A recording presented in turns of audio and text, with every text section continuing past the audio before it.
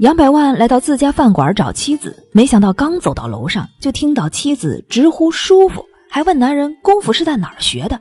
男人说这是他自创的。杨百万瞬间感觉头冒绿光，愤怒的一脚踹开门，恰好看到妻子正在整理衣服，一声嘶吼吓坏了两人。杨百万抄起擀面杖，对着男人一顿殴打，妻子拦住丈夫，男人则落荒而逃。